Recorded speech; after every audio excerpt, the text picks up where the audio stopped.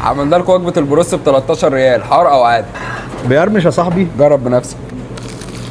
لو انت في حي السويدي او كنت في فعاليات السويدي فانت غالبا هتخرج مفرهد، وهنا فعاليات السويدي هتخرج منها على طول هتلاقي مطعم فود بوكس. وتعالوا نشوف العروض السوبر لوكس. بعد ما ندخل نتعرف على المكان في السريع، جلسات خارجيه في الهواء الطلق، تصميم داخلي جميل جدا ومريح للعين ومساحه كبيره. بس هتحتار شويه وهتفكر ان المطعم بيقدم فاست فود بس. تعالى بس نشرب قهوه او عصير ونتمشى شويه في المطعم. وكمان علشان نختار هنقعد على الارض ولا اسره مع بعضينا في قسم العوائق. لو معاك اطفال بقى سيبهم يلعبوا في الكيدز اريا. وتعالى نبص على المشاوي ونشوف الطرب وهو بيجهز، ونطمن على ثلاجه اللحوم الفريش، ونقص الشاورما قص، وبينا على السفره قبل ما قطر الاكل يسبقنا، ونشوف فود بوكس بيقدم اكل ايه، وندلع نفسنا بالعروض الجديده. اول حاجه كيلو مشاوي مشكل فاخر، كفته لحم وشيش واوصال لحم واوصال دجاج، بينزل معاه الخبز والسلطه ب 79 ريال بس. ووجبه البروست كمان 4 قطع، اللي كان ذهبي من بره ومقرمش وقلب ابيض ونضيف من جوه ب 13 ريال بس. اما بقى البيتزا الخضار عندهم حوار، وبالمناسبه الاتنين بيتزا دول ب 20 ريال بس. هفاجئك كمان واقول لك انهم بيعملوا سمك ومأكولات بحريه، وعاملين احلى صينيه للاجواء الشتويه، 3 سمكات دنيس مقلي وسنجاري وزيت وليمون مع ربع جمبري على فرشه الرز ومعاهم السلطه، وسعرها 99 ريال. نرفع بقى كاس العالم للطواجن ونشوف موزه دايبه في طاجن الباميه معاها الرز الابيض والشوربه ب 39 ريال بس. نفصص ونودي على طول. ونختم بالحلويات واحلى شاورما سندوتشات، 2 شاورما صغيرين ب 10 ريال، و2 صواريخ يودوك على المريخ ب 18 ريال بس. عاوزك تقرب وتجرب وتقول لي رايك في عروض فود بوك اللي عنوانه في حي السويدي قدام حديقه السويد. هستناكم تجربوا وتقولوا لي رايكم. سلام.